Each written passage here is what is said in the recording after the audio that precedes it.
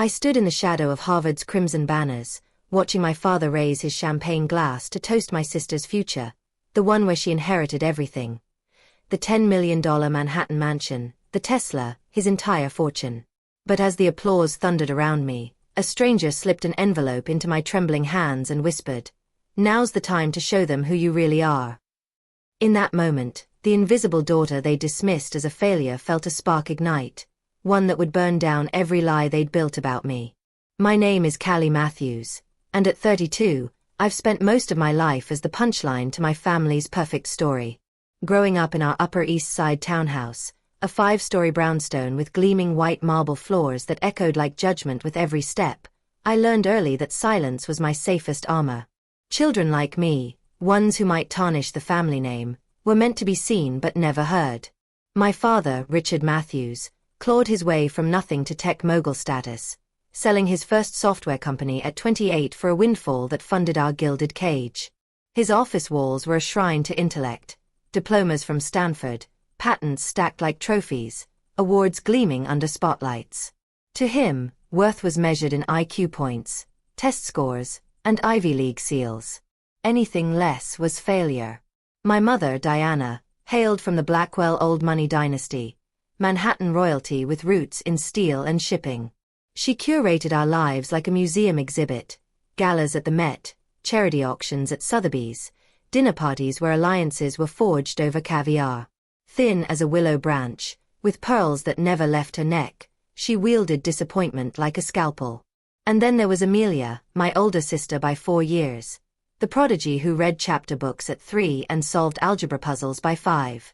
Our little genius, my parents cooed, investing in her like a blue-chip stock, elite tutors, summer camps at MIT, boarding school in Connecticut. Her future was scripted, Harvard, then the helm of Dad's empire. I was 6 when the letters first betrayed me. Sitting at the mahogany dining table, homework splayed out like evidence of my crimes, I'd stare at the page as words twisted and danced. "Daddy, I can't make it stay still," I'd whine, pushing the book away. He'd glance up from his Wall Street Journal, brows furrowed. "Stop being lazy, Callie. Amelia was reciting Shakespeare at your age." Mom would sigh, her manicured nails tapping the table. "Perhaps if you tried harder.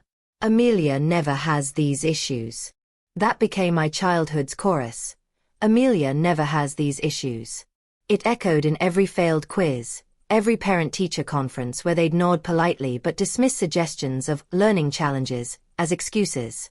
Family dinners were interrogations disguised as meals. Dad would fire questions like bullets. "What's the capital of Mongolia?" "Explain quantum entanglement." Amelia's answers flowed like poetry, earning nods and "that's my girl." My stammers met silence, thick and accusing. I shrank smaller each time, my fork tracing patterns in mashed potatoes while they beamed at her.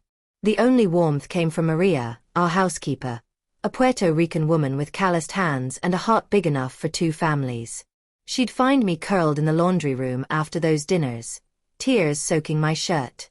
"Not everyone blooms the same way, Mija," she'd murmur, stroking my hair. "Some of the smartest folks I know flunked school but built empires." I clung to her words like lifelines, but doubt drowned them out. Even as a kid, I saw what they missed. At Mom's parties, I'd notice a guest's forced smile, the subtle shift in posture signaling discomfort, and I'd slip in with a joke or question that eased the tension. I could rearrange a room's furniture to make it feel alive, welcoming. But these weren't real skills. No grades attached, no plaques. Summers in Martha's Vineyard amplified the divide. Our beach house hosted endless soirees where Amelia shone. She won the national spelling bee at 10. I'd vanish to the dunes, sketching seashells and dreaming of worlds where I mattered. Christmases were inventories of worth. Amelia unwrapped telescopes, chemistry sets, first edition physics tomes. I got dresses from Bergdorf's, earrings that screamed, "Marry well, since you'll never succeed alone." By 10, I'd internalized it.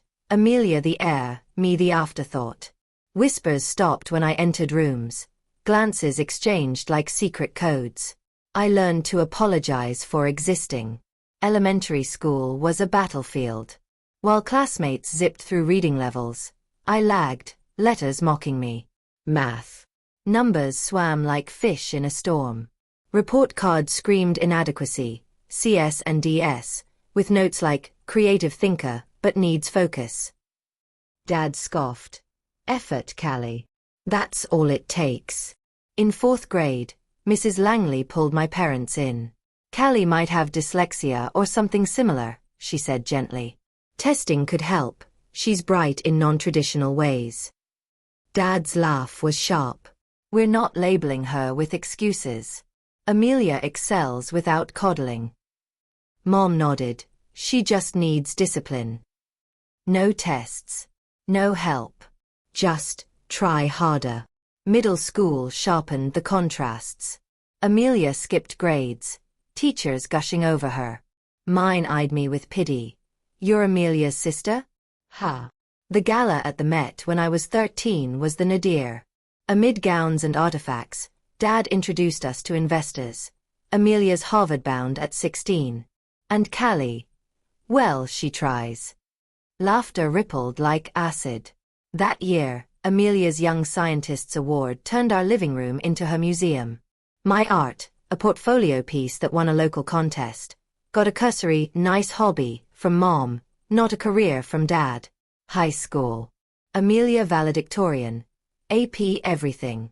I scraped CS, dodging summer school. Her Harvard acceptance sparked a bash. I overheard Dad.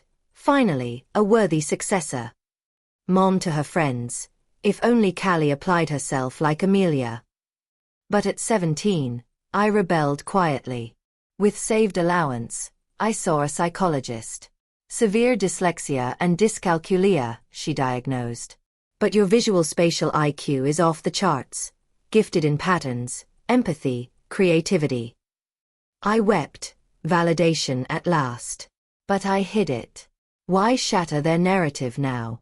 Post-graduation, I skipped college. Relieved, they seemed. I took a receptionist job at Crossroads Creative in Chelsea, a funky loft firm far from Dad's corporate world. Beneath you, he grumbled, offering connections. I'll find my own way, I shot back, my first defiance. The space buzzed. Plants, open desks, creativity unbound. Jackson Davis, the founder, 50s, rolled sleeves, kind eyes, saw me. 6 months in, I overheard a team stall on a wellness app pitch. Excuse me, I ventured, sketching on a napkin. What if we focus on the user's emotions first? Calm the chaos. Jackson's eyes lit. How'd you know that? I just feel it. That napkin sparked my ascent. He pulled me into meetings, taught software after hours. Your intuition is gold, Callie. Can't teach that. A year later, I freelanced as Claire Matthews. No family ties. Logos, websites, then bigger. A startup's interface redesign boosted engagement 70%. Word spread. By 25, my LLC had Fortune 500 clients. I bridged tech with heart, designs that felt human. Jackson mentored. Thomas Bennett, his investor pal, joined. You're revolutionizing UX with empathy, Thomas said. Sundays at home? Amelia's Harvard triumphs dominated. How's reception? Dad asked dismissively. Fine. They never probed. My Brooklyn apartment? A command center, whiteboards, pro setup, all mine. I hit break even at 26, toasting solo. Declined conferences, hid my face. Merits only. As Amelia neared graduation, my firm drew acquisition buzz. Elemental offered $30 million. Charts proving my impact. I sat on it, secret intact. Harvard Yard bloomed that May. I parked my Toyota blocks away, in navy dress. Practical, not posh. Parents arrived chauffeured, Dad in crimson tie, Mom in Chanel. He bragged, Amelia's got Goldman chasing her. Ushered to front row VIP, They left me in the back. Amelia crossed the stage, magna cum laude. Pride stung with pain. At Harvest's private room, Dad toasted. Amelia inherits it all. The mansion, Hampton's Place, Tesla, $15 million portfolio. Gasps. Mom. She'll manage it wisely. Amelia fidgeted. Aunt Margaret. And you, Callie? Same job. Dismissed. I fled to the terrace, tears hot. Thomas approached. Callie, Claire. Envelope in hand. Elemental's offer. Jackson's letter. You've earned this. $30 million. My heart raced. 3 times their mansion, twice Dad's fortune. I called Jackson. Real. Every cent. Back inside, Thomas at my side. Lull in toasts, I stood. Achievement deserves recognition. For 5 years, I've built Claire Matthews Design. Murmurs. Clients. Telson, Educate Global. Documents down. $30 million acquisition. Silence. Dad. Impossible. Mom. We knew you had potential. Did you? Never asked. Amelia hugged. I'm sorry, I should have seen. Dad shook. Fluke. Thomas. No, revolutionary. I left. Don't need inheritance. Want real relationship. Up to you. Outside, free. Weeks later, decisions flowed. Accepted offer with control. Bought Tribeca Loft. Founded Different Minds. Scholarships for neurodiverse kids. Therapy unpacked shame. Family. Dad called. Dinner. Neutral ground. Awkward. Explain these differences. I did. Mom. I pushed to protect you. Amelia. Jealous of your freedom. We bonded. She pivoted to EdTech. Met Jason at a panel. ADHD innovator. Romance bloomed. Full acceptance. 3 years on, parents toured my HQ. Dad. Remarkable. Acknowledgement. Not absolution. Intelligence. Infinite. Worth. Self-defined. My flaws became superpowers. They gave Amelia burdens. I gave myself wings. If you've been underestimated, know, your differences are your strength. Your path is yours.